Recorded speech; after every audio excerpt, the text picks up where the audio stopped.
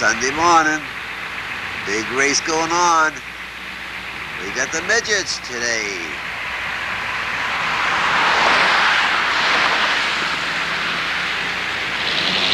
Glorify you in this day, Lord. And we know that you have forgiven us for our sins. We thank you for this beautiful, beautiful weather. And we thank you for giving us this church on the front stretch here at Seekonk Speedway. What better place to have a church, Lord? We appreciate it greatly. We ask that you drench us all in your word this afternoon and help us to receive it in a manner in which you would want us to receive it. And we pray to you today in the name of our Lord and Savior, Jesus Christ. Amen. Okay, we're going to have a reading from the book of Proverbs, and I believe there is in the whole Bible. It's a fantastic book, and I suggest that you all read it if you want to take the time to, and I suggest that you do take the time to. I read my Bible quite a bit. Sue says that if I read my Bible as much as I read all my race and trade papers, that I'd be all set. But I do read it daily, and it's a fantastic book. Don't forget the book of Proverbs. We're going to start with chapter 23, verse 16. Verse 26, excuse me. It says, "My son, give me thine heart, and let my eyes observe my ways." Quite simple, but heavily involved sentence there. Guaranteed. What happens when people don't give their heart to Jesus? Well, in my opinion anyways, and the Bible's opinion, I'm quite sure, is that if your heart lies elsewhere, it means you love or seek something else. You're not putting God first.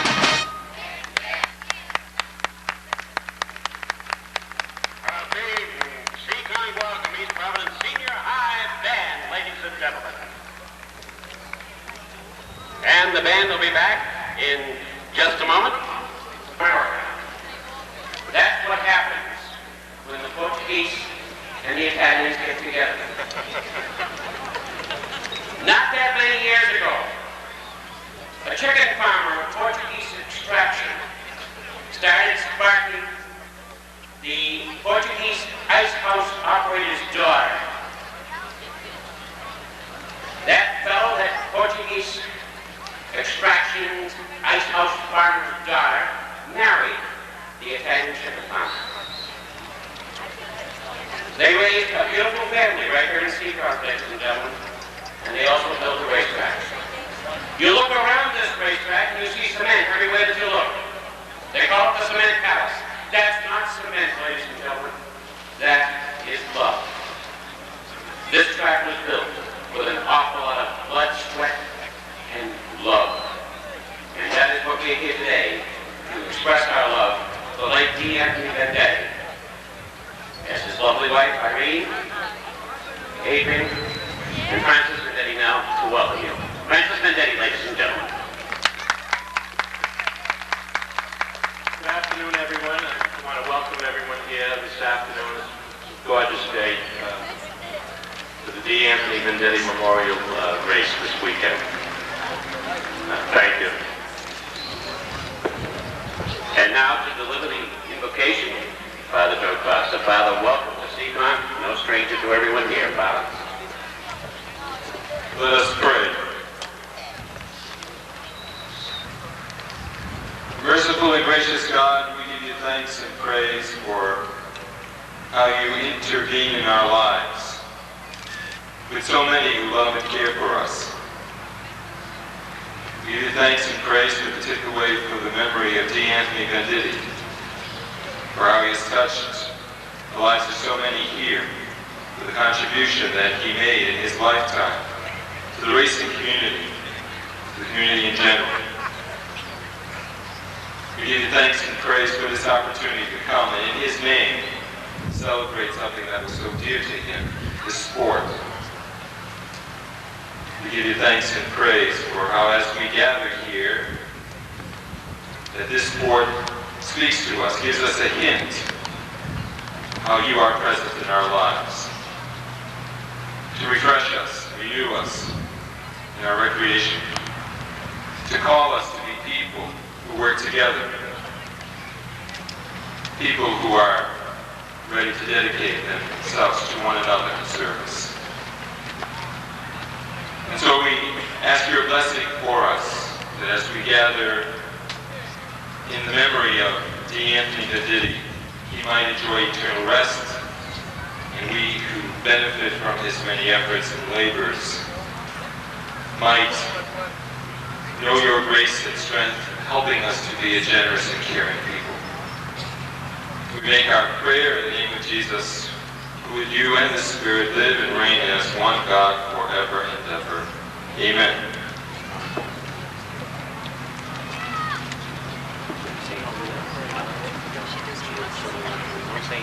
Put your head on straight. Ladies and gentlemen, our Queen Mother herself, Mrs. Irene Vendetti.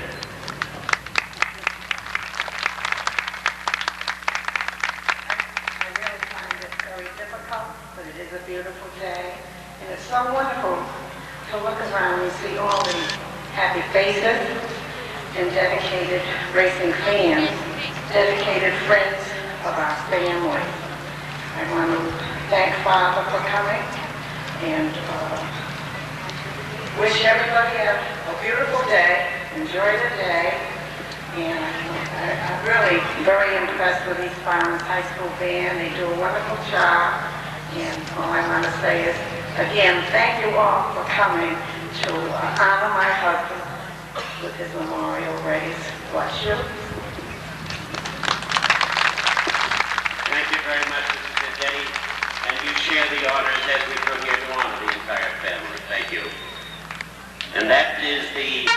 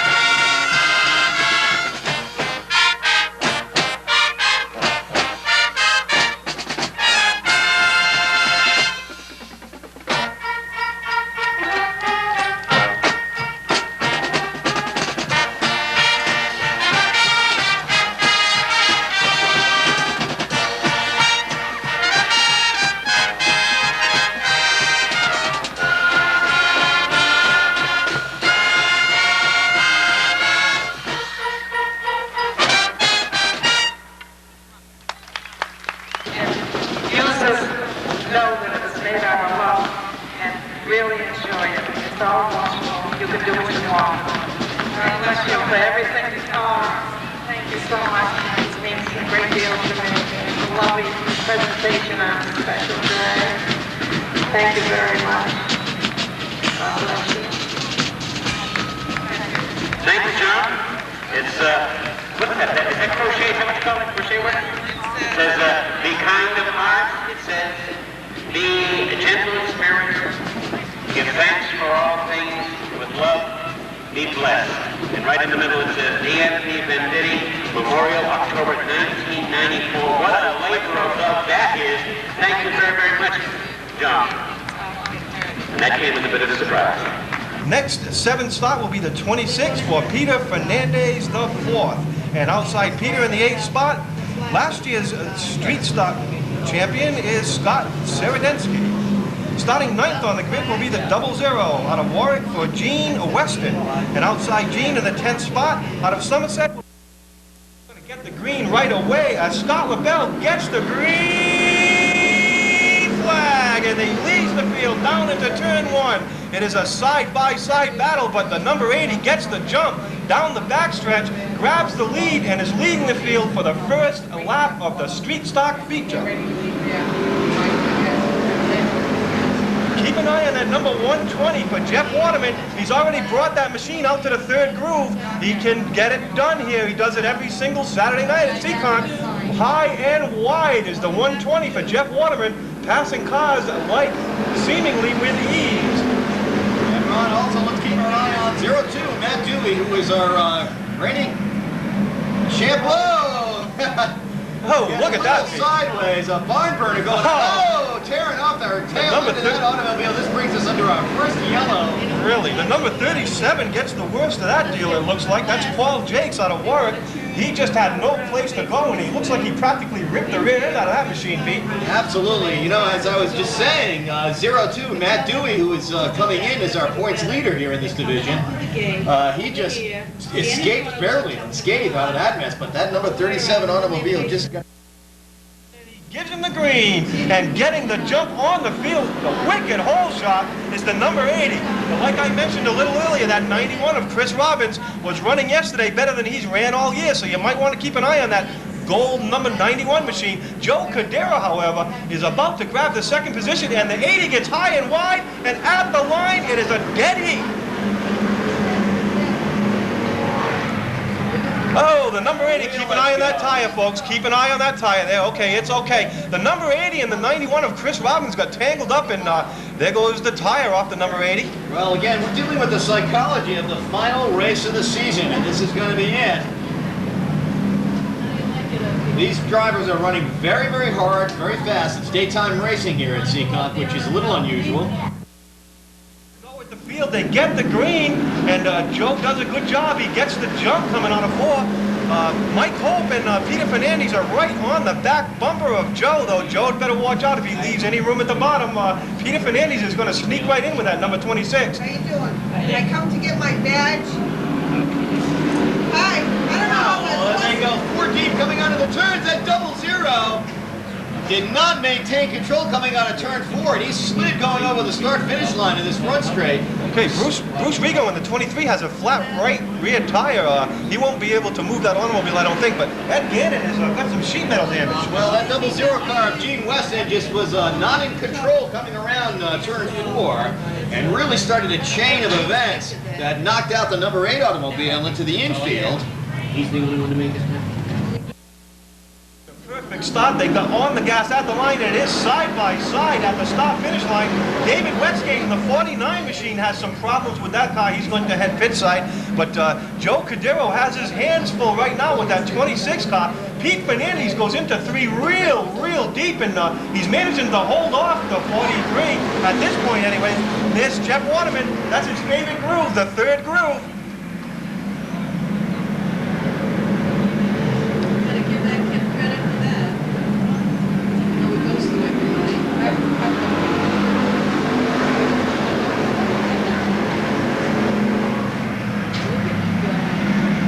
Tremendous racing right now, Ron, as the street stock division moves in a very smooth pack.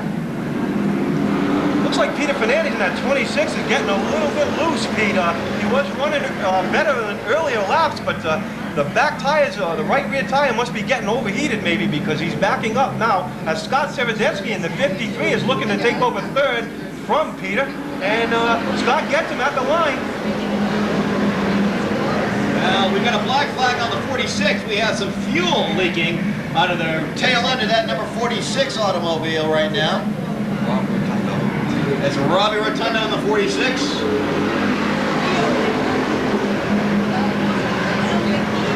His catch can is good too. Catch can could be back there. I don't know if that's what it is. Oh, it's drying up as fast as it could. A lot of fluid coming out of that 46 machine, Pete. I hope he sees the black flag this time by.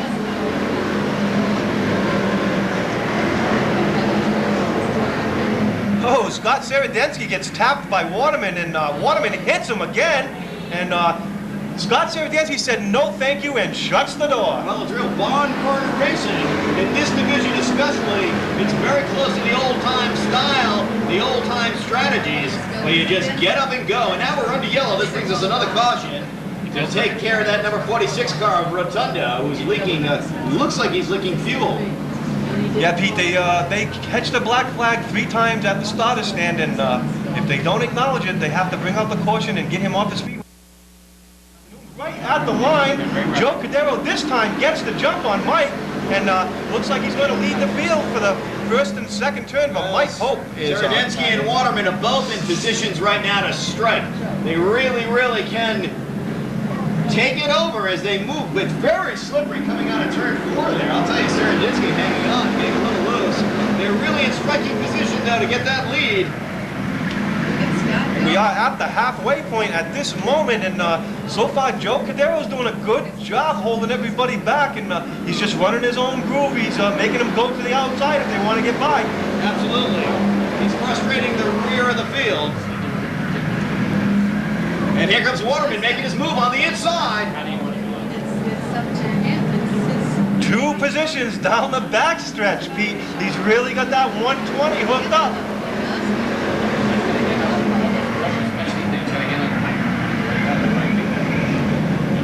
And there he goes. It'll be 10 laps left this time by. Joe Cadero's going to have to work harder than he has so far because Waterman is right there.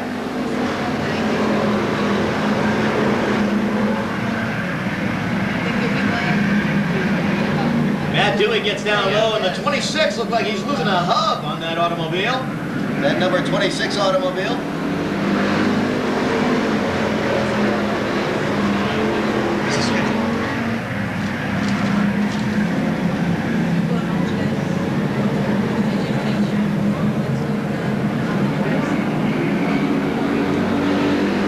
Tremendous racing action going on as Waterman trying to make his move right now.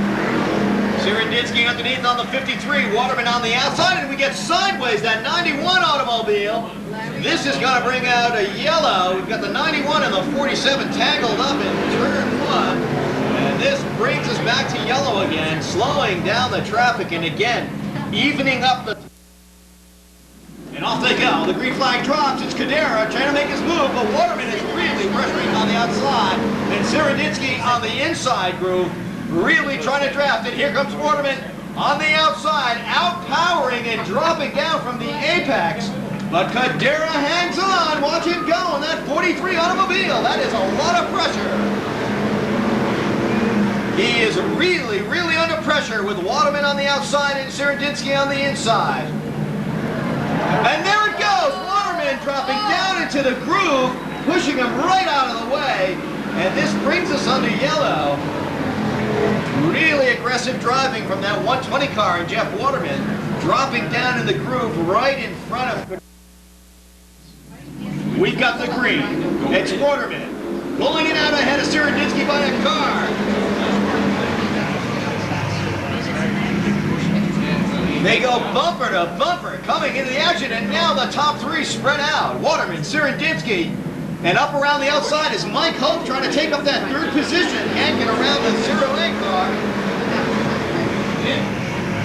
Russ Bryan in that 08 hanging on with 5 laps to go.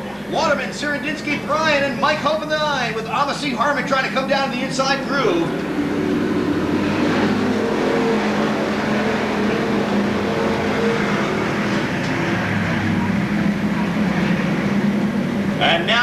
heat is on between the 120 and the 53 as we look for 4 more laps.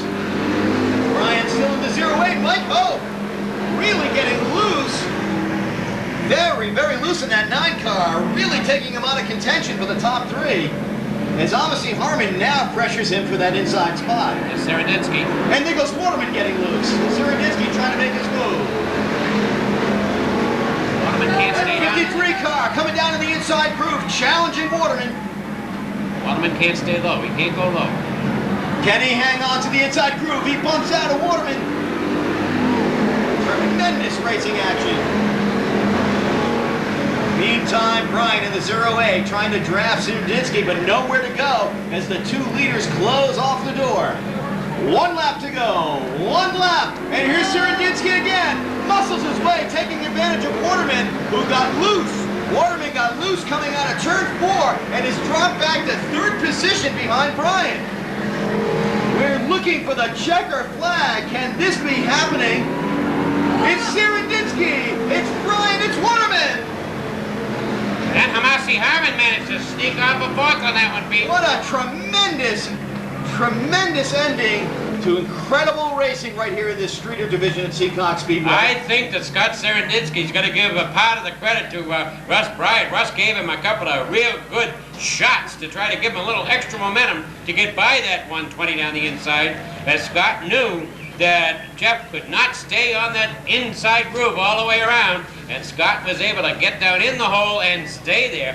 Ooh, what a finish. Tremendous job of racing. And there's your winner, ladies and gentlemen, the number 53 automobile of Scott Seredinsky. A hard-won race here in the street division at Seekonk Speedway.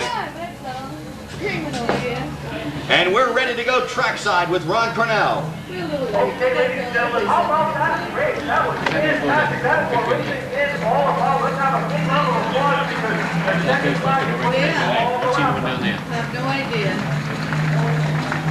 Adrian, they're saying on the radio to nix his interview. I don't know. Yeah, he's he's supposed to be over here. He's supposed to go to Victory Lane. We've been talking about it for 2 days. Yeah. Racing with Jesus is not now. Wow, 4 wide into turn 1. Everybody got through it okay. It was Bobby Seymour on the outside who made the big move. Up into 5th spot. Barry Cannon has the lead as we end lap 1. Barry Cannon's followed by Tim Dietz, Glenn Cabral, Paul Scally, Bobby Seymour's in 5th. Scally gets under Cabral, as does Seymour. Going into turn 3, Seymour is now 4th. Lou Ciccone has moved up into 5th.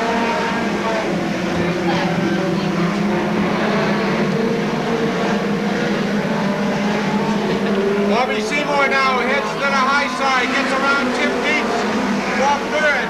Paul Scally in 2nd. Barry Cannon still on the point with that Chevy 2-powered machine. Chevy 2 out in front of all the Volkswagen Securities. Here comes Seymour on the downside now. Inside goes Seymour after all those outside passes. Lou Ciccone tried it too, but got squirrely and lost his spot. Seymour now down on the inside at the halfway point. Bob Seymour takes the lead. Seymour's in 2nd spot in the NEMA standings, chasing his brother. He needs every point he can get. And here comes ARDC top runner Lou Ciccone, coming into 2nd spot past Barry Cannon. Drew Fanoro, who's had an incredible string of bad luck this year, is having it again. He's dropped out of his heat race. Into the B main for Drew Fanoro. Bob Seymour well out in front now. Lou Ciccone 2nd, 2 to go.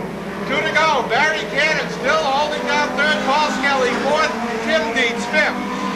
Lou Ciccone now right on Bob Seymour's tail as they come up on the first lap car. Is Dick Williams just getting his driving legs back again? Here's our first lap car today. Ciccone drops on the inside. Seymour shuts the door on him. No way to go. Ciccone's got to be careful. He doesn't want to lose it all in a tangle here. Here we come. Drag race to the finish. It's Seymour.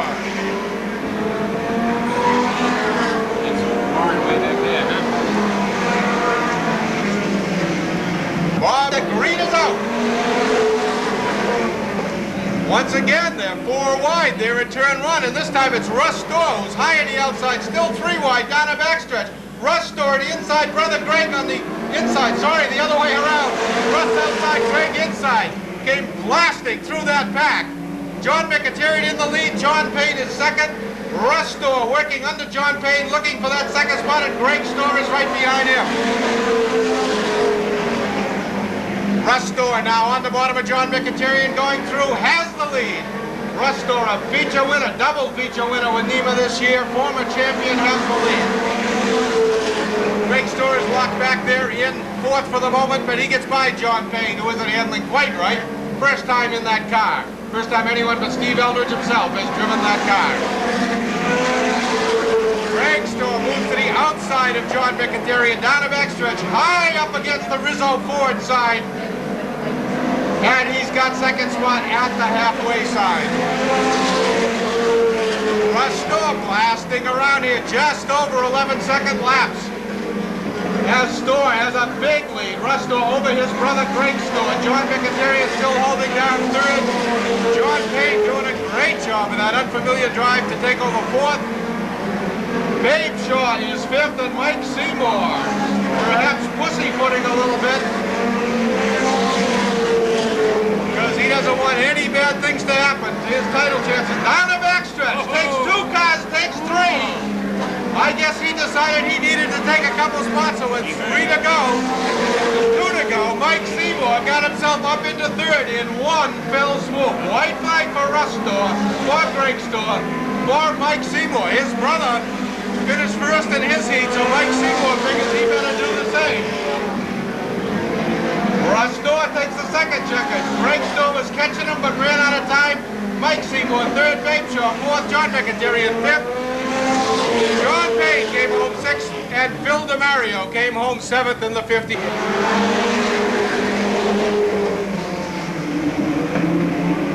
John Farrell grabs the early lead. Chuck Welling drops underneath and takes the lead away from him in turn 3. Doug Craig comes out and couldn't run well yesterday, takes over the lead. But J.R. Armstrong in that Kalamazoo twister is on the bottom, and Jeff Horn on the top. Blast down the backstretch. Go into turn 3. Horn hangs it out high, comes out of turn 4 with second spot. J.R. Armstrong hanging in there. Not bad for his first time in traffic with a win. He's currently running third. Here comes Joey Coy around the outside of Doug Craig, followed by Joe Payne Jr. Chuck Welling, a rookie. This is only about his 5th or 6th midget ride. Out in front, getting chased down by Jeff Horn. Jeff Horn on the outside of J.R. Welling as they come around for the halfway. Horn hangs it on the outside, grabs hold of that track, has the lead as they come around for the halfway side. J.R. Armstrong still holding down third spot ahead of Joey Coy and Joe Payne. As Tom Cochran having trouble getting past. Look at this traffic coming up here. J.R. Armstrong backs off for Cochran, 4 wide down the backstretch. As once again Barry Monshine has trouble and backs off. Welling still holding on to second, but Joe Payne made it through that little traffic jam the best. And he's going by Welling into second spot. Jeff Horn in the lead. Joe Payne second. Chuck Welling still third. J.R. Armstrong fourth. And Joey Payne fifth with 2 to go. Now the white flag, this time by for Jeff Horn. Joey Payne's got a lap trying to go by, then Welling, Armstrong, and Coy. Doug Craig holding on to the next spot, then Doug Cleveland trying to hold off Paul Lawless as the checker comes out for Jeff Horn, who just drove away from the pack. Oh, bumping here between Coy and Armstrong, but they finished just that way. Joe Payne was second, Chuck Welling, Joey Coy, and Sponsored by Allstate Motorsports, Dick & Sons, Mack Enterprise. From Warwick, number 21, Corey Boudreau. Brought to you for Consumer Auto Supply, Matthews Auto Body, Bo James Restaurant, out of Tiverton, number 08, Rob Murray. On the inside of the 7th row. The green flag drops, ladies and gentlemen. We are underway for the D. Anthony Vendetti Memorial Sportsman feature. Immediately the 02 car gets into trouble out of the way. Excuse me, the 70 car just cannot get the thing moving.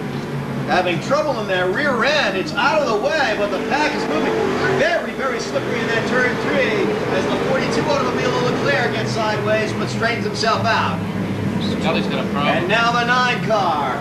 limping over to the wall on the outside groove. And we are under yellow. This brings us to a caution. No, it's called this. Where I was headed anyway. That was Some very unusual turns of events Well, right he here had in the trouble going down the sportsman backstretch. division. That's what caused all that mess, is him going through the 28. No, 9. The 9 car Keeping them up. gets toward the line and off they go. The green flag drops with Willis in the 77 car trying to muscle his way out, and around comes Taylor in that 53 automobile, but sideways. No. Sideways is the 23 car. Not a whole lot of damage from the other automobiles. Oh! And the 33 car Maybaum. of Brian Maybaum just cannot slow down in time, and really flag drops. And again, Willis really getting the gun. 95 getting out. Oh, and Ray Alexander and the 10 automobile tangle up badly, bringing it out into the infield. Looks to be out of the way, but no, we got a yellow coming out. Ray Alexander nowhere to go in that number 10 automobile before they even got to It's turn going to work for the 1. 95, see, because he was able to come out and make Yep, the you see the 95, Billy Manchester got sort of a break there because just as that accident was happening, he was pulling out of the pit. And the green flag drops. There it is. There's the ship. And there's Willis again. And now Taylor in the 53 cannot get it going and drops way back as we get under yellow again.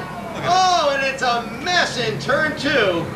All under the yellow. Mayhem in turn 2, all under the yellow, It all happened as under Jim the pointed yellow. out. That 53 car could not get him going. The green, and it drops. Willis again, jumping out into the lead, and again, a repeat. Taylor cannot get the automobile moving. He drops back, nearly causing another wreck. Taylor is dropping way, way back, and here comes Chase in the number 8 automobile. It's Willis, it's Chase coming on the outside of the 89 car now. And now Morrow in the 19 car is dead in the water. Coming into turn 2. And under yellow we go again.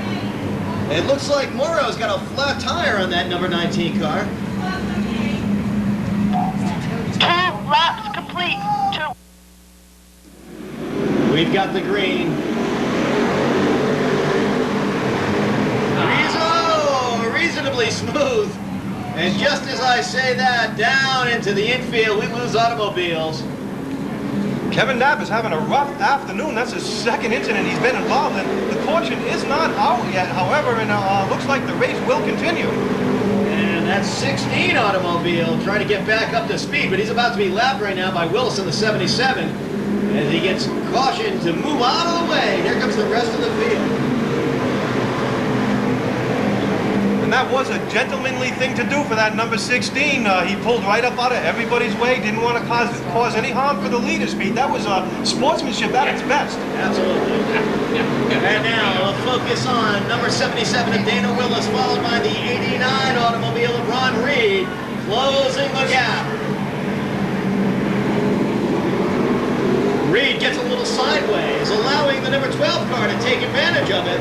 And the 12 car getting on the outside of Reed, they're all getting loose. Very, very loose in the rear ends of these automobiles. Willis trying to hang on. And the 12 car lost a lot of ground to Ron Reed. He almost had him, and now he's trying to maintain his position on the outside of the 99 automobile of Glenn Young. And here comes Chase coming down with his dorsal fin showing. He's poised and ready to move. Can't get the inside groove though. Locked down by Reed. Oh. And again, they're getting down deep. They're really digging up the infield. Coming down on the inside of Willis in the 89 car again is Reed. 77 Willis in the 99 car, Glenn Young. Very, very exciting action in the top 4. Willis losing some ground there to Reed in that 89 car. Reed is really, really hugging that inside groove and taking advantage of the clean air. He comes out of the turn very wide, though, and that may give us trouble. See him? He's way wide. Going in, he's very tight. Doing a tremendous job trying to hang on to the rest of the pack. There's Glenn Young in that 99 car. Yeah, he's As we really get down trying to halfway. Pushing like heck right there. Halfway. And there's Reed in the 89 car. And Young in the 99. Fighting it up in third place is Chad Chase in the 8 and Willis in the 77, and we get loose again. These top leaders having a tough time keeping the rear end down on the track. Plus, Pete, these folks, they want to keep in mind that the 89 and the 99 are rookies in this division, but you never know it, especially Glenn Young. Glenn has had many, many good runs here. It looks like he just might get by Ron Reed for the lead. Well, I'll tell you, Glenn Young should be commended just for holding off Dana Willis in that fast 77 car with 10 laps to go.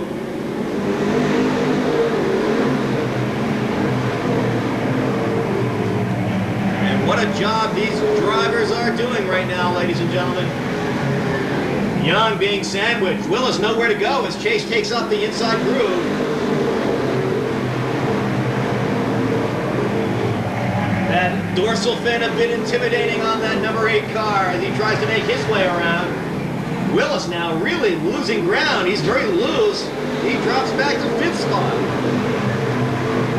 Once they get him out of the groove, he's all done. And it's surprising to see Ray Alexander, who normally runs well up in the top 5, so all the way back in the field like that. Ray Alexander, of course, in a 4 car. He knows it's the only way. Yeah. Gotta get under now. Yep, or else. And here comes Chase making his move around Reed. Reed holding him off on that 89 car. Glenn Young drafting the 89 car, but there's nowhere to shoot around.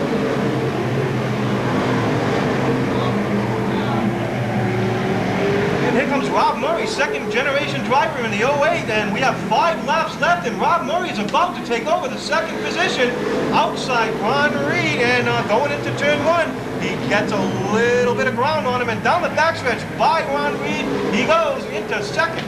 Now he's going to chase down Chad Chase. That's next. Okay. Oh, a little bit of trouble over there in turn 4 as Scott Estrella and Ray Alexander come together. Scott Estrella keeps going, but Ray Alexander evidently cannot get the machine started again, and he's going to have to just sit there for the remainder of the event, I believe.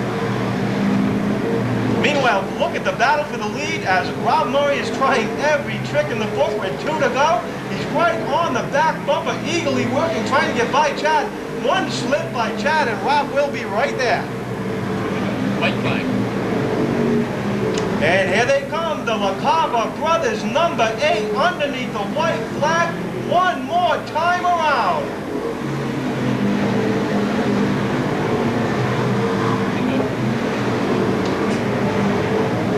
Here he comes, ladies and gentlemen, down through turns 3 and 4, and under the checkers is Chad Chase, and the LaCava brothers sponsor number 8.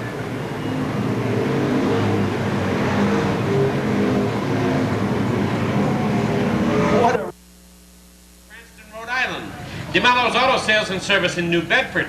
LaCava Brothers Auto Supply in Fall River. All bought a lap. Rhode Island Drive Shaft in Warwick, Rhode Island. They brought a lap. So did Viveris Insurance, Fall River, Rehoboth, Somerset, and Taunton. Duraflex, the race car body manufacturers from Greenville, Rhode Island, bought a lap. Rainbow Reynolds in Cranston, Rhode Island. LaCava Brothers Auto Supply in Fall River. VP Racing Fuels in Freetown. Dave Lynn Racing in Norfolk, Massachusetts. And Manchester Racing Engines. They all bought laps in this Sportsman feature event. So that... to add to the purse, I believe it's down now to trackside, and Pete Silva.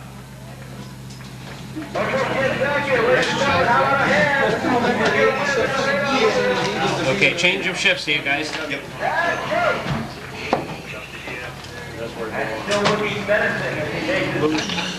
Christ, get me in trouble. I'm in trouble enough as it is. The 86 has just disappeared. He's not in either the B main lineup or the A main lineup. Why? I don't know. Warren and Monshine side by side into turn 1 through 2. Monshine a little loose. And lets Warren get away from him. Bentley Warren has the pole. Then Monshine. Then J.R. Booth. And Pete Botello. First 5 cars. Then Brett Mowry. Just the way they started right now. Because this was a straight up start by time. So it's not J.R. Booth working on Gary Monshine now as Bentley Bentley Warren, the legs are away from the back. J.R. Booth moving to the outside of Gary Monshine, way outside, right up against the wall. Guys back into turn one, comes out of turn two, once again, right up along the Rizzo Ford side, has that second spot as Gary Monshine stays on the rails and can't move on. Bentley Warren, that's a brand new car. It's only been out a couple of times. And this is Bentley's first time, and it looks like he's having a little handling problem, but he's in front where he's got room to make mistakes.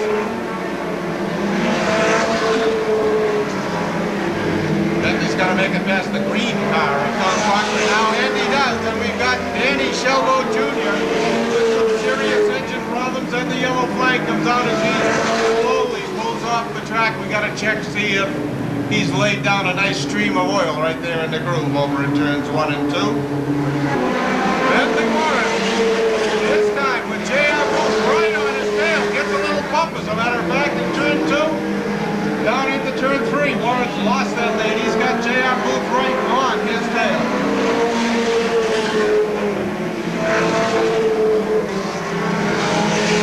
Down into turn 3 goes Warren with Booth right behind him. Monshine and Wallace having it out for third. Wallace started fourth and now is working for third. Down on the inside, Booth gets on the inside. Warren pushes just a shade. Tries to hold on. Hold on in the second groove. Warren backs it in a little bit, coming out of 2. Down on the inside goes Booth. Booth sneaks it up the inside. Warren loses the tail, drops back into second.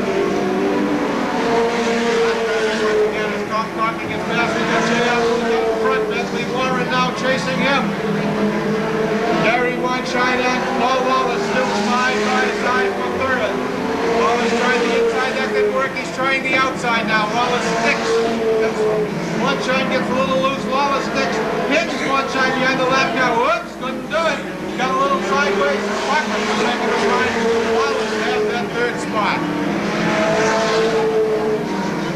J.R. Booth well out front. Bentley Warren staying with him but not able to make ground. And Paul Wallace now in third. Monshine fourth. Holding down fifth. Rick Hart has come through from the back of the pack into 22. He's up into sixth. Red Lumber has slipped back to seventh. And is not in a transfer spot. The transfer cars right now are J.R. Booth, Bentley Warren, Paul Wallace is third, Gary Monshine is fourth. Rick Hart just took over fifth in the guaranteed spot. Rick Hart is in the A main. As they stand right now, as they're running, Pete Patello is sixth, and Rick Mowry is seventh. They are possible.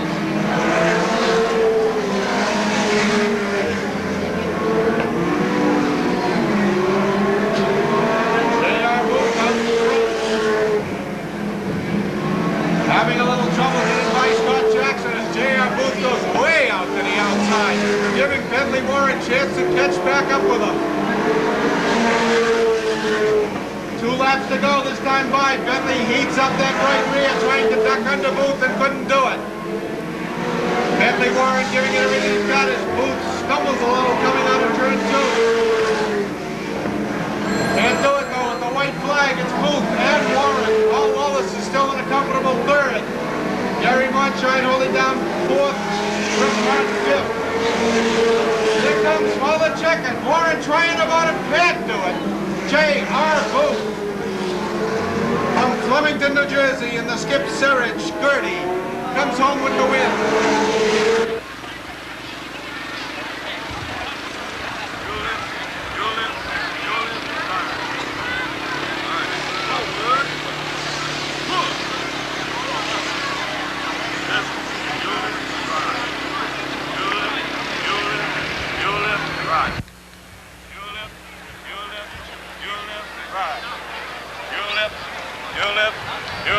Right to the edge of the top. You lift, right. You lift. To the rise, remove your caps, please, hands over your hearts. A very, very special national anthem. First day, can you see?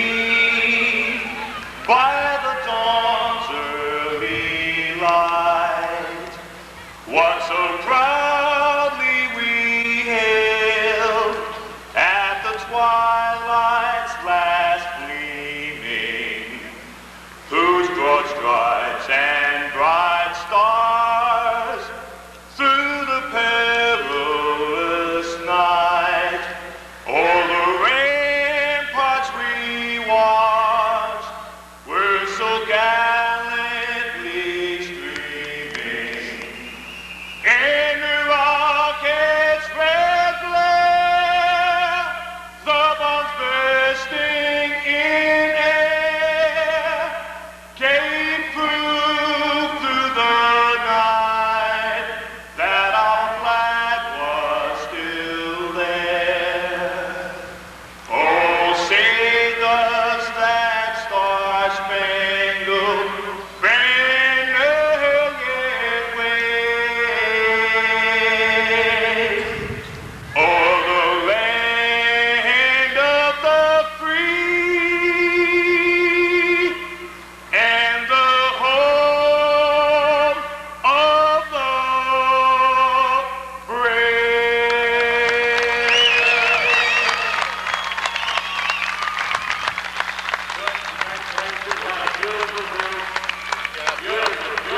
And very, very special national anthem.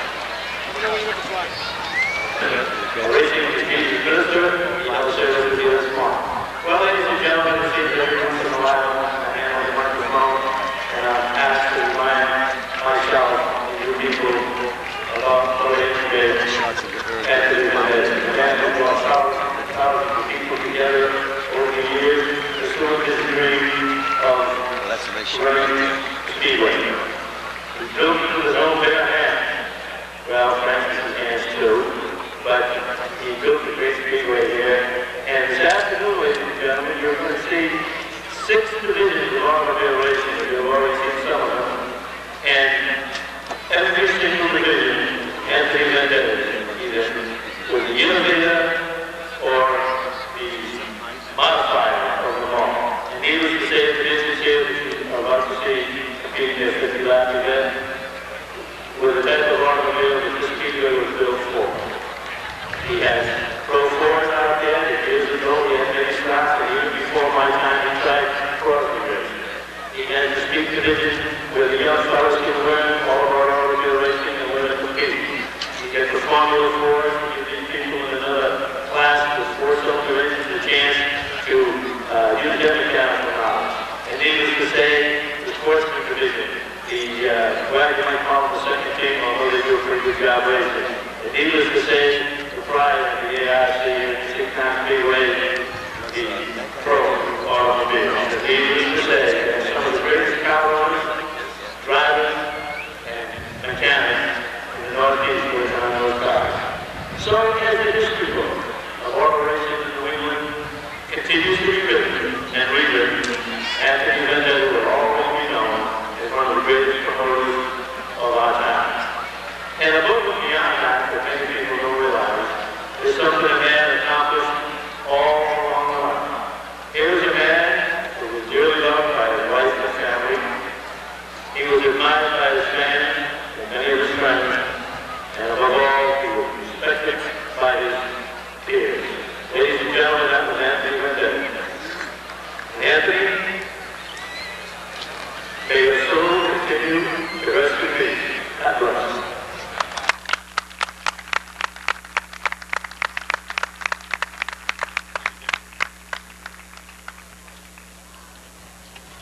Stay right there now. Wally, stay there, please. Stay right there. And starting on the pole. Don't make it look too easy, Kurt. Next is J.R. Armstrong. Then Joe came to see some of these guys. We're closer to see him a little bit later. I'm from Zanesville, Ohio. Okay, thanks for coming. Judge Nate Nelson. Bless all these boys. Bobby Seymour. Russ Store. He's a winner in second. He's a winner in a division. Earlier this year. Mike Seymour, NEMA point leader. Lou Saccone Jr., ARDC point leader. I want your kid brother from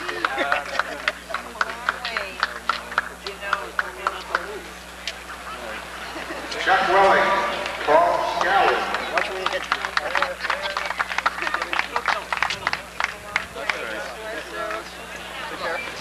You see Dennis driving the pace car? Dennis is up there driving the pace car. He says they told him to keep it at 45. He says going around that track at 45 miles an hour. He had a seatbelt on and his hands were clenched on the wheel. Starting lineup from which they're going to start a 50-lap race in just a few minutes. One more pace lap around as the back cars get into order.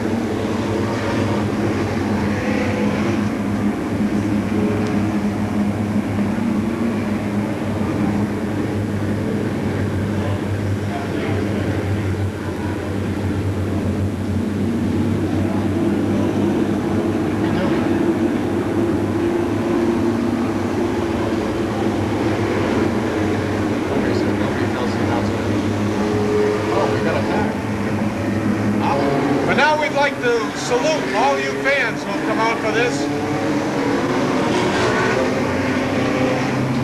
You've heard me announce where all these drivers came from. They've come a long way to put on this show. Let's salute them back as they come out of turn 4 down the front stretch. Let's get a good wave going. Everybody stand up and yell and shout and scream as they come by you down the front stretch. Into turn 1. Everybody in turn 1 cheering. Down the back stretch. They're coming at you 4 wide. Actually, they're 5 wide in the front row, but we won't mention that. Down the back stretch, everybody wave as they begin to form back through turns 3 and 4. One last chance to wave at them as they come by. Well, that certainly screwed up that little act, didn't it? There we come on to turn 4. Babe Shaw slips wide, takes the lead. J.R. behind him, everybody clean 4 wide, 5 wide at one point into turn 1. Look at that action down the back stretch into turn 3. Babe Shore out in front, then Joey Coyne. Greg Stewart, J.R. Armstrong, Jeff Ward coming around the outside. Russ Stewart in the bottom, Joey Payne, Lou Seekonk trying to get underway on the bottom, and he doesn't. Big battle back there for about 4th, 5th, 6th, and 7th as the battle up front heats up. Babe Shaw holding off Joey Coyne and Greg Stewart, but not for long. Here comes Coyne down on the inside. Greg Stewart's going to try and follow him down low underneath Shaw, and he doesn't. Joey Coyne and Greg Stewart out in front. Babe Shaw holding down 3rd. Lou Seekonk has come through the 4th. Then Jeff Horn, big battle for 5th. They're 3 wide there for 5th. Then Joey Payne comes through into 5th. Mike Seymour trying to follow him through under J.R. Armstrong. It's Russ Stewart trying higher on the outside, finally doesn't, followed by Bobby Seymour. Here comes the front of this pack. Joey Coyne now with the lead.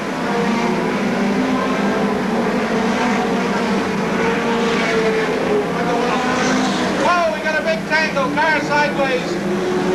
Lots of smoke. Lots of smoke. As can't see the light. What's the number now? Can't see it. 00-198. It's a blue car with blue numbers, I believe. Can't see the numbers of that car. Appears to be a little blaze going on here.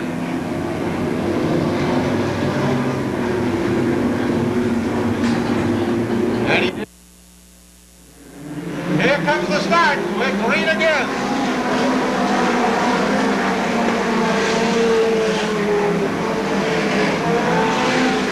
Joey Coyne keeps that lead. Jeff Horn has moved to the outside. He's in 5th now.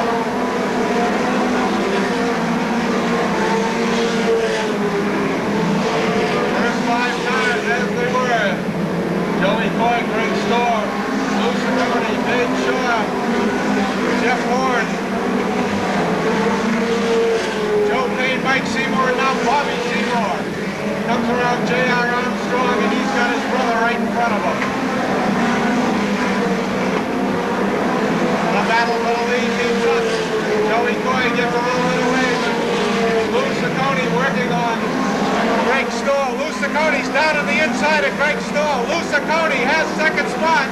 Down the backstretch, Seekonk moves out in front of Greg Stewart. Takes the lead going into turn 3. Lou Seekonk has that second spot now, behind Joey Coy.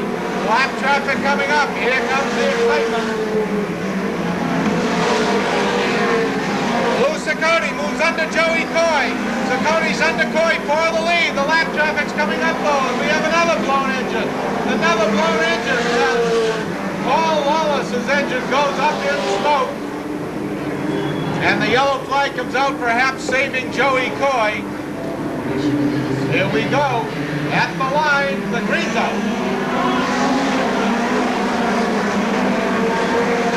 Joey Coy. Oh, we got another engine. Babe Shaw's engine goes up in smoke right up near the front. And he can't get down. He's stuck out there in the groove. Everybody goes under him. And now he's able to make the turn down into the infield. Another one of our top Volkswagens goes away. Ready, Joey Coy's ready, everybody's ready. Here we go. Greg Storr's going to try the outside quickly, but it didn't work. Jeff Horn gets one of his spots back, dives into turn 3, gets it back from J.R. Armstrong. Greg Storr working on Lou Seekonk, which is giving Joey Coy a brief break. Didn't work though, and Lou gets away. Joey Coy, Lou Seekonk, Greg Storr, 1, 2, 3. Joe Payne hanging back, waiting for a mistake. Then Mike Seymour and Bobby Seymour and Jeff Horn. What's Doug Craig gets under J.R. Armstrong, takes over that 8th spot.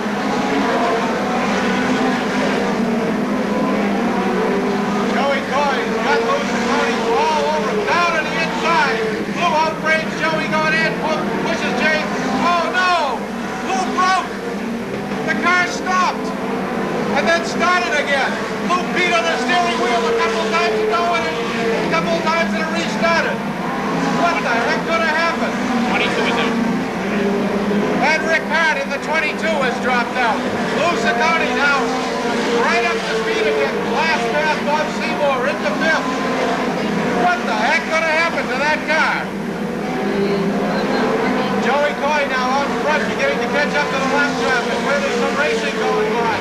Greg Storr now goes to the outside. Joey Coy right through the middle of the lap cars. And we've got Keith Patello sideways in Dan Blair's car, through the dirt, right back out onto the track again. Joey Coy made it through those lap cars. Now he goes to the outside of Chuck Welling.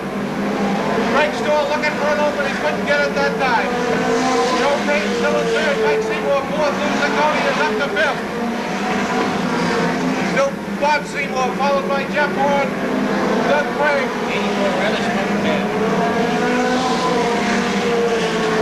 and Brett Mowry in the 84 is obviously having engine troubles. Oh, and there goes the number 24.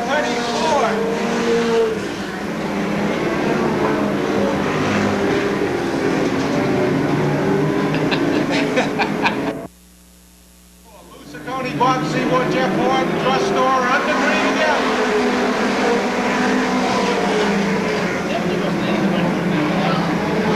Once again, Greg Storr works on Joey Coy right on the start, but Coy smoothly pulls away. Joe Payne and Mike Seymour right behind.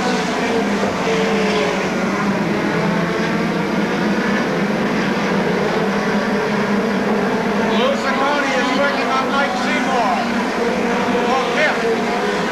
5th and 4th. There's the halfway sign, 25 down. As the halfway sign comes out on Joey Coy, Greg Storr, Joe Payne, Mike Seymour, and Lou Seekonk.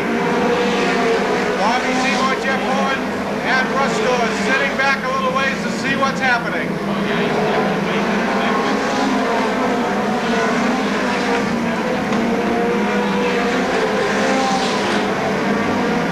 And you want to keep your eye on somebody. Look at Bentley Warren in the number 29. That car is not handling well at all. He's dirt tracking, but he's moved up. I think he's in the top 10. He's definitely on the lead lap.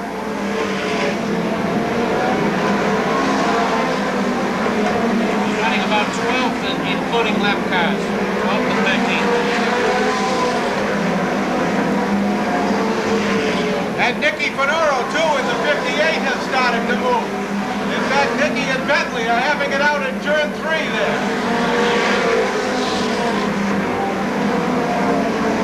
Whoops, great store. Tries the dirt track a little too much on the inside and of course loses a little ground.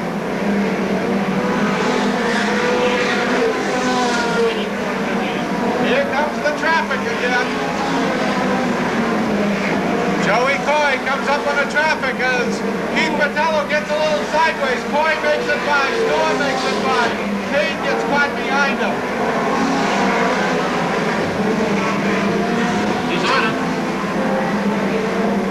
Down the backstretch, Joey Coy leads Greg Storr by just inches as they come up on the lap traffic again. Coy moves out to the second groove. And they're coming up with guys who are running in all kinds of grooves. Storr moves to the outside. Storr moves to the outside. Does he go into turn one? He pitches Coy down, but the lap car moves up. Storr moves up 3 wide. Coy makes it through. Now Storr gets bumped by the lap car. The correction comes through. 4 wide, 2 lap cars in the middle as the leaders go side by side down into turn 2. Still Joey Coy in front. Greg Storr is second. Storr is handling on the outside now. Storr dirt tracks it. Sticks, hangs the rear right out, tries to get outside, can't do it. Oh my goodness, how long can you hold your breath? Joey Coy and Greg Storr. Joey Payne and Mike Seymour just holding back there, waiting to see what those 2 guys are going to do. Storr's going to the outside again as they come up on Doug Craig. And Storr moves to the outside, and Greg Storr has the lead as they go through turn 2. Smokes a tire. Joey Coy tries the inside, can't do it. And Doug Craig locks up, and now he's got 2 more guys right on his tail as Greg Storr begins to leg it away. 10 laps to go this time by, and Greg Storr has just moved by and is gone.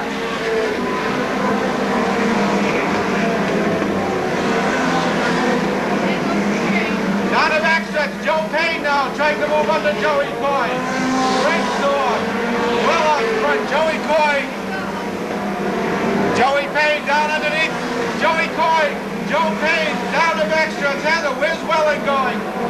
Black cars in the way, Joe Payne inside, side by side across the line. Joey Coy's going high, Payne's going to try and squeeze low, can't do it. And Coy keeps second spot. Payne now goes high around the outside, comes up on him again. Oh my goodness. Joey Coy now mixing around another lap car that's very loose. Seekonk seems to be comfortable in 5th spot with 5 to go. He's got the championship wrapped up now. Greg Storr just moved away. Once he got by, he's gone. Joe Payne now is working on the bottom of Joey Coy again with 4.5 laps to go. 4 to go. Greg Storr in fine shape out in front. Joey Coy holding off Joe Payne. Down the backstretch, Joe Payne tries to get into Joey Coy, can't do it. 3 to go.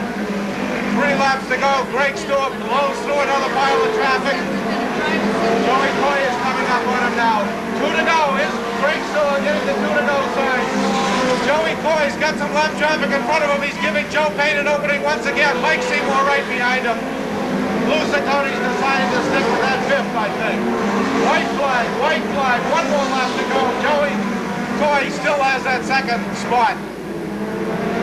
Here we go, 50 laps in. The D. Anthony Vendetti Memorial for 1994 goes to Greg Storr once again. Joey Coy hangs on to 2nd. Joe Payne, Mike Seymour, Seekonk. Here comes your medal for 6th spot.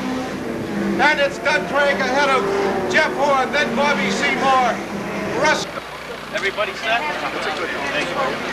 Thanks again, Herbie. Just 1 year ago, this weekend, Greg Storr up the car for your first victory.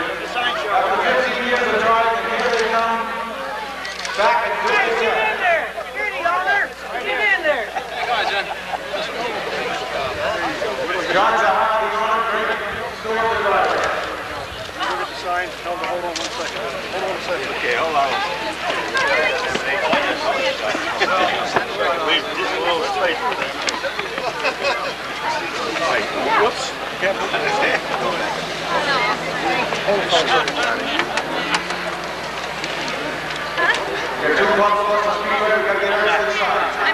Just hold on like that, face them. No, the other one, not single file. Good.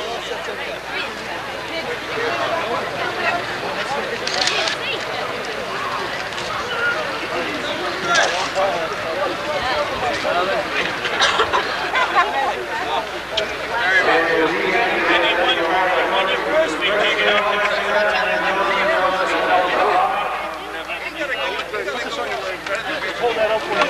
There's a lot more racing to go, so let's try to get this in, please. Got it, Matt?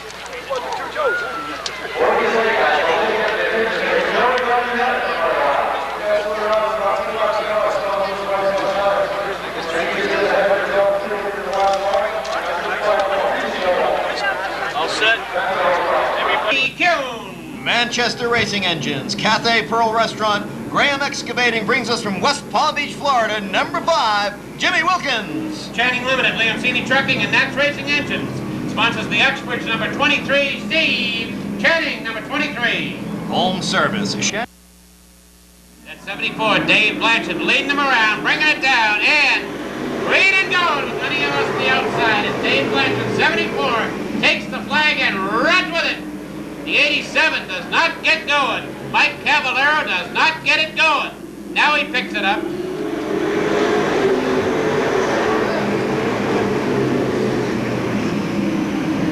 Cavallero slowing down again. As the 74, Dave Blanchard, putting as much distance as he can.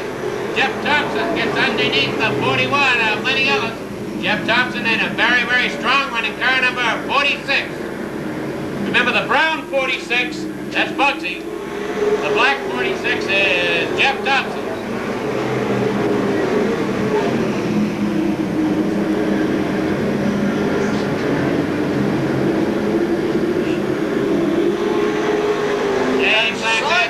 We got the 23 of Channing into a real bad flat spin. Channing into a real flat spin. And the 88 coming around turn 2, he's definitely got a wheel down. He's dragging a lot of metal. The shower of sparks coming out of that right rear quarter, Jim. Bobby Tripp will be going in for a quick change of tire. And it's great and going. Bugsy has a problem. Bugsy gets out of line. He has a problem with the 46 automobile, and he pull it out. Bugsy having a problem with that brown 46 car and pulling out. Whoa! Jimmy Kuhn gets the 32 right about sideways, and all kinds of sparks flying everywhere from Johnny Tripp's car. Johnny has evidently blown a clutch or something. There's all kinds of sparks coming from underneath the car. And according to Ron Connell, we've got a report that the number 40 car's got a flat right front tire. There is some debris on the track. There's debris everywhere. Turn 1. Yeah, there's debris over by the Rizzo Ford, too, on the track. That is. And the green is out. Trippy's got a long ways to go to make up.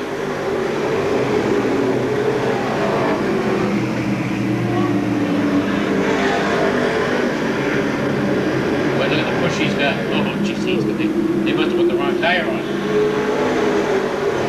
As Thompson continues to get a good bite. Trippy trying to make up, and he's pushing really, really hard through all the turns. They're trying to drive a diesel locomotive by turning the headlight.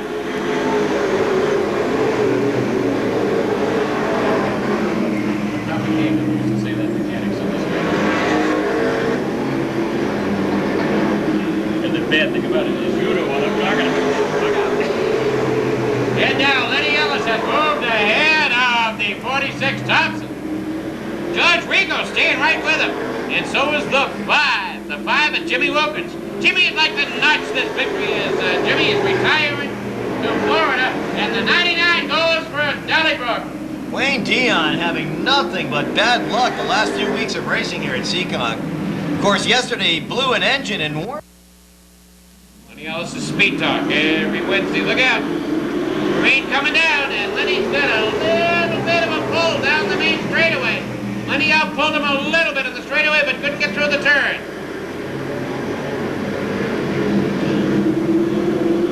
stronger through the turn.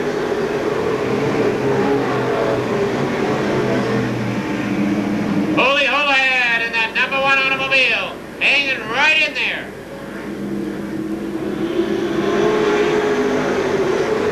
Jimmy Wilkins in the 5, settles in behind Storm and Norman's number 6 automobile. They get under Rigo. Rigo's drifting back a car at a time. Was way up in the front, now he's drifting back. As he's being overtaken on that inside row, car after car. Nick Houlihan in that number 1 automobile, looking for a way through.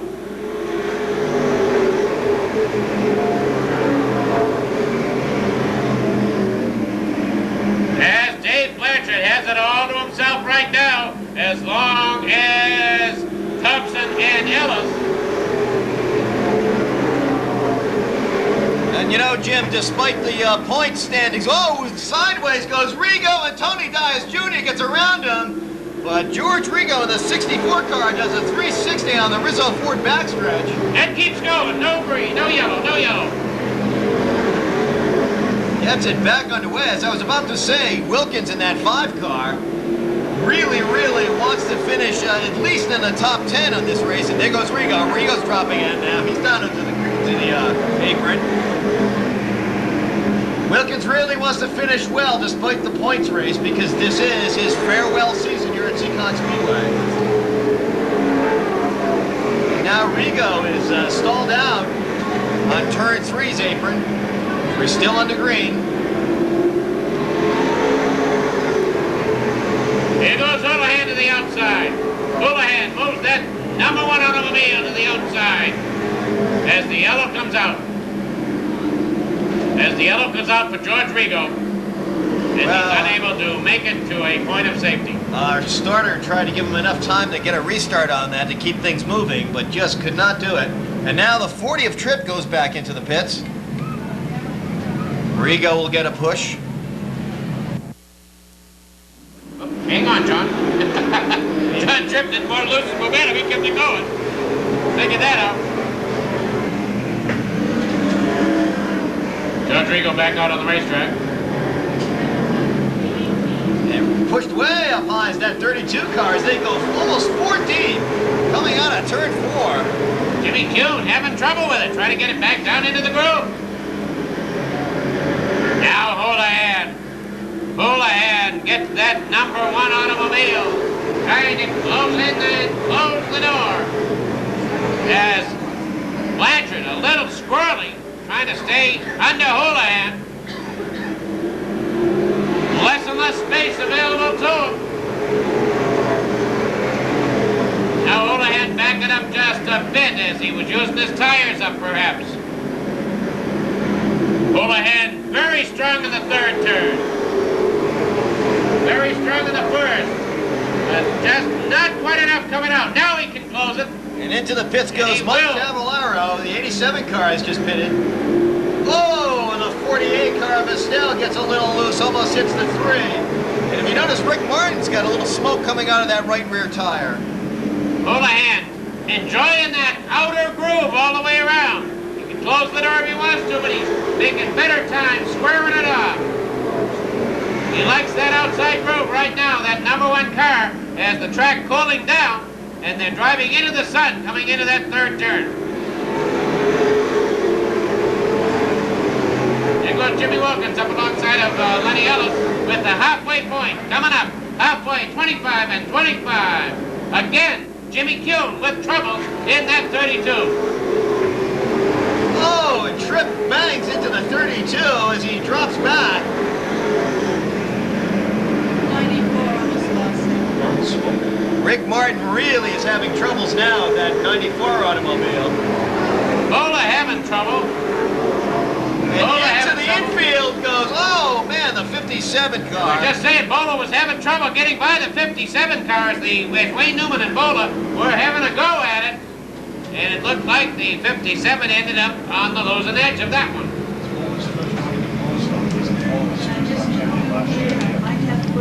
And Ron Cornell is telling us that Mike Bowler was a former street stock champion 26 laps complete. last year. It's his first run in the Pro Stock. Great did Houlihan get a jump. Houlihan got a jump like nobody's business, almost 2 car lengths, and Freddie Estelle is lost something completely. I don't know what happened, but he lost it. He could not turn the wheel.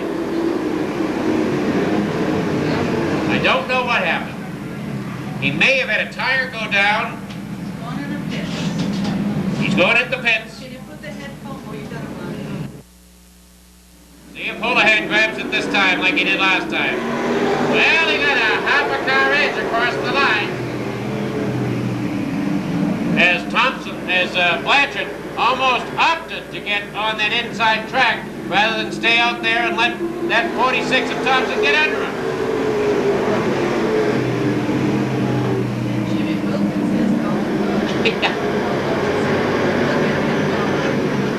You know, Jim, Jimmy Wilkins just loves the outside groove here at Seekonk Speedway. If any, a little bit so much that time. Maybe I should be quiet because you got. He did that on the straightaway. He did that on the straightaway. He had a tire break loose.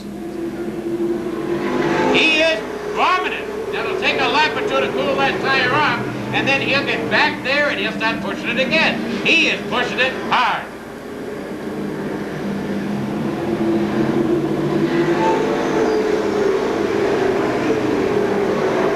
Bobby Tripp in his New England Sanitation number 8 just took over the 4th spot. He's now working the back bumper of Jimmy Wilkins, looking to get by. He needs that 3rd position right now. He's going to jump to the outside. A lot of things happening out there in the back. The 22 and the 23 are having problems. Bugsy's having problems. He just pulled back, but there was, at one point George Ringo was 3 deep in the turn. The 23 is out of action on the turn with a flat tire. Well, Steve Channing has got to be content with, I suppose, bad luck is better than having no luck at all, because that's what it's been for the... Looking for the green, and here we go. It's Hooley again. It's Hooley again with Jimmy Wilkins right on his back bumper. He is not going to let Dave Blanchard get back in there. Jimmy Wilkins is not going to let Blanchard get back in there. Hooley may up now for that outside row, and that may be enough to let Jimmy get through. Let's see what happens with that number 1 automobile. See if he can stay down in tight, or will Jimmy be able to get under him? Here he goes. He's moving to the outside. Houlihan takes the high road again. Houlihan taking the high road as he cannot make that 1 stick down on the inside. As long as he keeps going the speed he's going, however, he's going to be a hard man to catch. There goes the idiot. The idiot Bob Tripp. Bob Tripp up around the outside of the 5. But he's going to have to go around the hard way, around Houlihan, as Houlihan is using up that entire groove. Oh, Seekonk.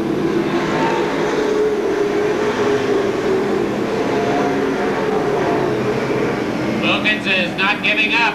Wilkins is staying right with him. Wilkins staying under him and alongside of him.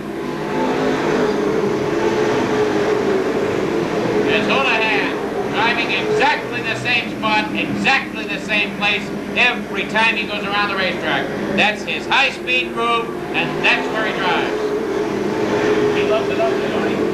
I think what you have here, Jim, is you have the 5 and the 88 battling it out, and that's giving Houlihan the advantage because it does slow you down a little bit running too wide here. And Houlihan seems to be gaining slow but sure on the 2. And I think that thought just occurred to Jimmy Wilkins. Jimmy says, I fooled around long enough. With 10 laps to go, I better get going if I'm going to win this. Jimmy Wilkins is suddenly starting to move again. And we got a hood off in the backstretch. Debris in the back, debris in the back. This could be a very, very important mishap. What must be off the 21? The 21's, or is it Johnny Tripp's hood? I see 2 going in with no hoods. 40 laps complete. We go last one too?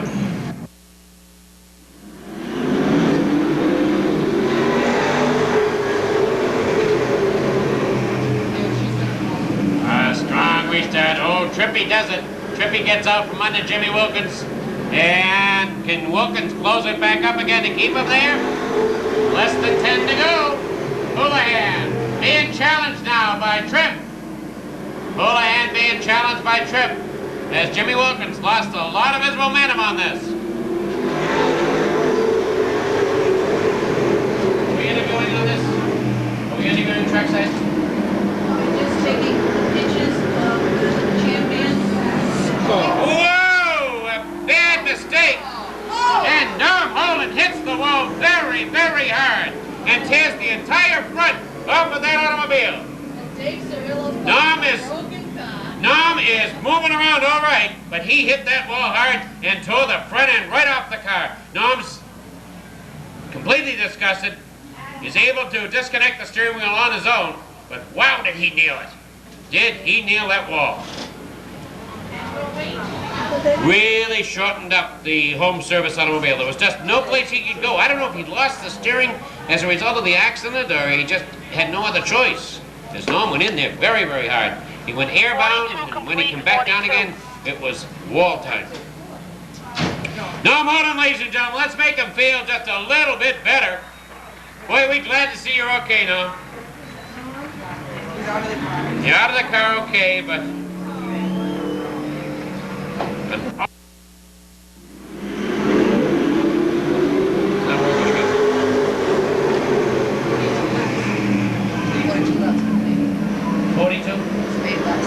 8 laps left with the green down. 8 laps left as Gomer Taylor now in pursuit of Dave Blanchard. Jimmy Wilkins on the outside in that 5 car. Gomer Taylor in the 3 car as Blanchard, again, the target of everybody as he brings the pack around with only a few laps left in this big 50-lap feature event. Gomer Taylor gets out there. Jimmy's a little bit squirrely with that 5 car, having problems getting that 5 car to hang in there. As 5 laps remain, 5 laps remain. 5 laps remain, and the 5 car appears to be going backwards. As the full track appears to be working against Jimmy Wilkins. And for the 3 car. As the 3 car, Gomer Taylor puts the move on Dave Blanchard, 74. 4 laps. 4 laps. Lenny Ellis right up in there tight.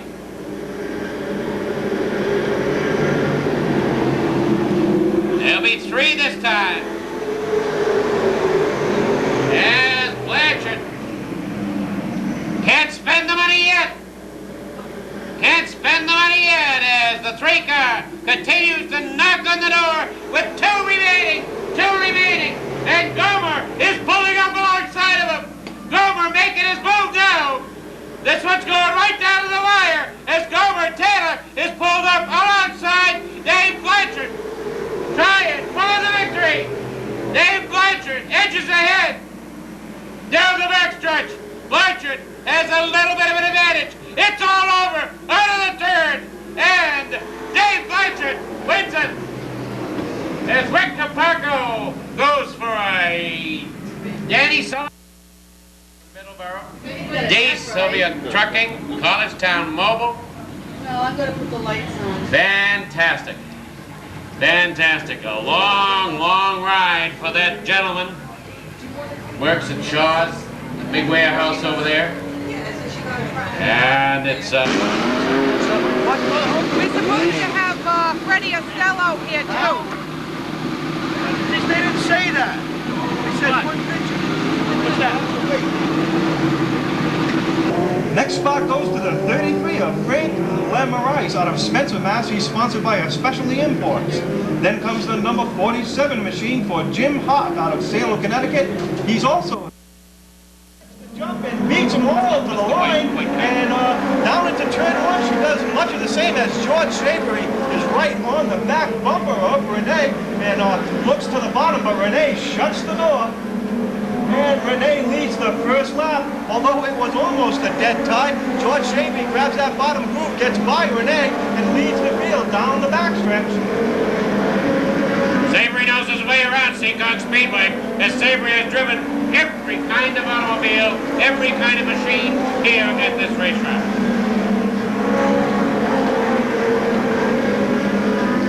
And Buddy 21X machine just grabbed the 5th position by the number 13 of George Sherman.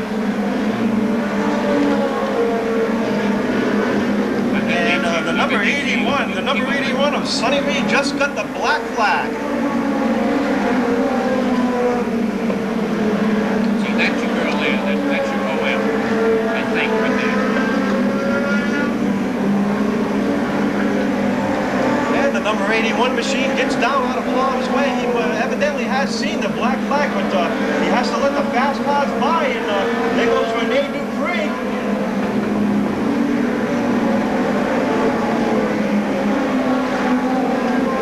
George Shavery already getting into lap traffic here as he gets right up on the back bumper of Dawn. He's going to have to get by Dawn, but he has so far has this race to himself.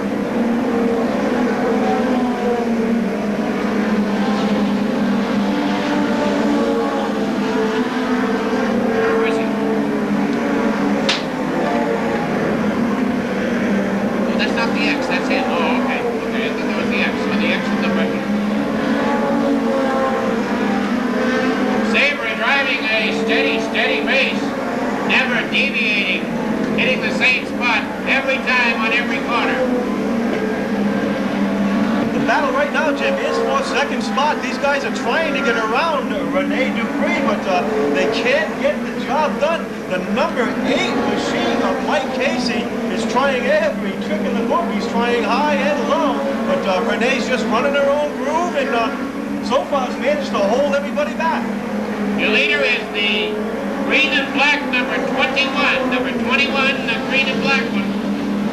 George Sabre going by the start-finish line. The green and black 21 is your leader. And we are at the halfway point already, and look at George Shavery breaking that lap traffic.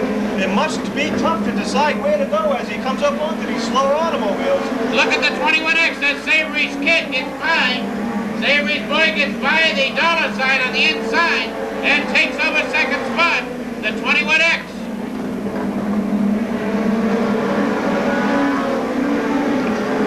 Rene Dupree gives up the second spot as Buddy Savery grabs that second position, and it's an all Savery show as George Savery is in the lead and Buddy Savery is in second. It'll be 10 more times around.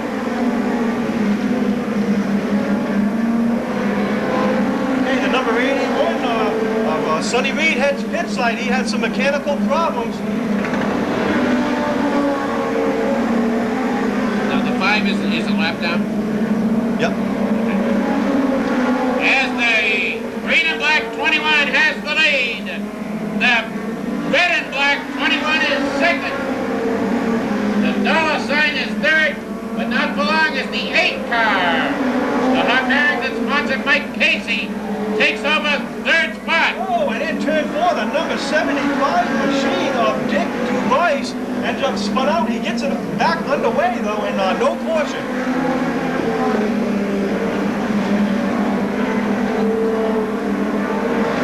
Sabre continuing to roll, has almost a half a lap lead on his son with 5 to go.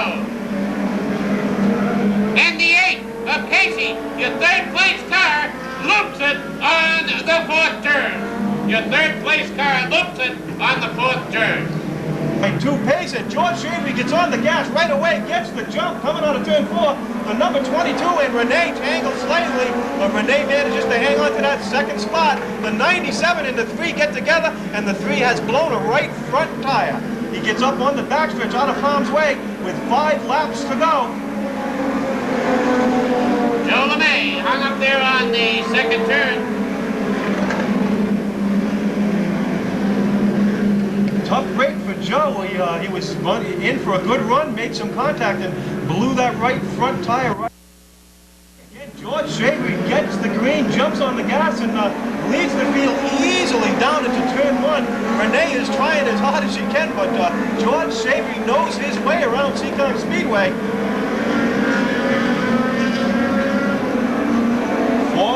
4 laps to go, this time by. The battle right now is for second as the 22 machine of Paul LaMarca tried to look to the bottom of Rene, but Rene said, "I'll have none of that," and shuts the door. All of Monaco, towed all the way down from Skowhegan, Maine, is putting the pressure on. And he just took over the second spot. Renee's trying to get back at him, and George Shavery has 2 laps to go.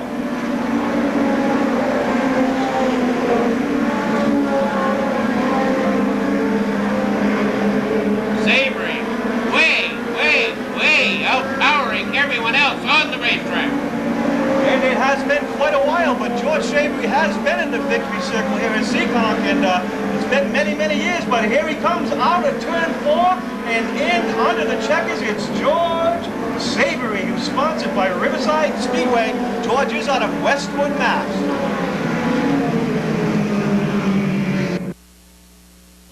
Prior to that, at Noah Arena with Bobby Santos and that gang, and George has been around a long, long time, and he's won himself a very, very good job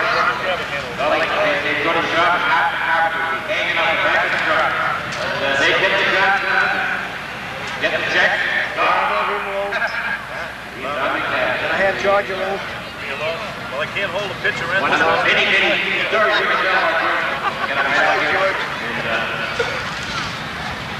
You know, Jim, I am excited about this Formula 4 feature, but at the same time, I'm sad because this is the last race here in the 1994 season. It's hard to believe this season has flown by, and it just seems like we just got here, and it's time.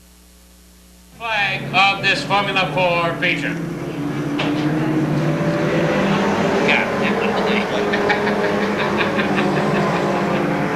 Look at that, Jim. The number 20 of Stan Sherman's been doing this week in and week out. He goes 3 and 4 high. He gets into the wall, but it doesn't seem to phase him as they still go 3 wide all the way through turns 3 and 4. That's Stan Sherman. Keep an eye on that, number 20. The only thing we worry about is whether he lost a tire when he gets up against the wall, because he does get way out there, does he not? And he could lose a right rear tire up against the wall as he grinds it off. Not that it matters much in the front-wheel drive cars. Hold on. Who's this over here making a heavy weather of it? It's the 88 of Casper, Kenny Casper, making heavy weather of the 88 getting around the racetrack. In the lead, it's the 73 automobile. The 73. That's Mark Langlois. Mark Langlois still has the lead. Kenny Casper getting into the infield. Jim, if you look at that Stan Sherman, number 20, he did do some damage to that right rear. It has shifted back, but... Hold on to that 51. Oh. Around and keeps on going. Keep it going. Yes, he do. Tom Duffy. Stan Sherman has damage to that machine, but it's not affecting him. Look at his right rear tire. It's pushed back. Wow. And we go to, oh, look at this over here on the 4th turn. We can't see it, but it happened right in while we're watching. And we got a lot of cars damaged. The 32 is in on it. The 9 is in on it. I can't see the other 2 cars. Russ Harris and the... And Mark gets the green. As Sherman tries to get around him with that 20. And he's doing a lot of bouncing in the turns as the rear end just doesn't want to stay down on that. As you pointed out that, oh, look at the 02 underneath. The 02 just, wow, Ray Parrott gets underneath there like he was backing up. And Ray Parrott showing Mr. Sherman that there is a difference between a handling automobile and the one that doesn't. And uh-oh, here comes the point leader, car number 81, Dave Banville. Dave Banville's up in there too, right behind Ray Parrott. And we got ourselves a real bling-up now as the Jury's Automotive car number 81 going after that 02. Sherman staying up in there. Sherman not giving up, although I think right now he's a little over his head with that automobile. He's in some pretty rough company. Hang on. It's the halfway mark.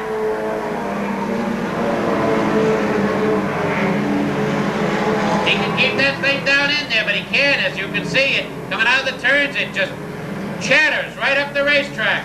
It just chatters and comes up the racetrack hard.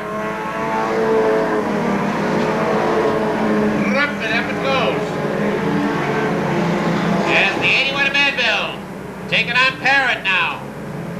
But they got to keep Sherman in line behind him. Oh, hold on. Tight. Door to door. Close the door. Back in again. the 84, the 94, and the 82 as the 80s start to draw it in. Here comes the 84 of Billy Scholler, the 94 of Chris DuPont, and the 82 of Bobby Blanchett, the 65 Pat McBride. They're all up in there, and it could all change momentarily. As the 81 continues to challenge Parent, the 81 gets under Parent, gets by him. Little bit of sparks. There's 2 laps remain. 2 laps remain for that 81 automobile, Dave Banville. Dave Banville in that 81 car. Look at the 84, still into it. The 84 not giving up, Bill Scholler not giving up. Every point counts. He's getting under the 2. He gets under the 2. Sherman gets by the 2. White flag. This one's going right down to the wire for at least for second and possibly for first as the 84 is closing in on the 81. We could have it. Not quite enough. The 81 wins it. The 81 wins it. Dave Banville. Dave Banville wins it. Oh, what a ride Billy Scholler gave that 84 automobile as he tried to close it up. Well, it's once again goes to a Volkswagen GTI, an 84 Volkswagen GTI. It's dark out and it's getting cold, and I know that you're going to start heading for home. We don't want to take a thing away from Dave Banville. We will stick around and congratulate him when he gets out of the car. But I want to tell you right now, you people have been absolutely fantastic all season long. On behalf of every single person here at this racetrack that has anything to do with this racetrack, we can only thank the fans for their wonderful, wonderful cooperation. We had a lot of feedback from the fans. We try to make it a fans racetrack. And it's the last race on this 49th year. The race in the name of our late great founder, D. Anthony Vendetti. In his memory, on behalf of the entire Vendetti family, ladies and gentlemen, God bless you all. May you have the safest, warmest winter available. We hope that we'll see you again next spring. This is Jim Power, the voice of the Speedway. Good night. Okay. Another season into the record books.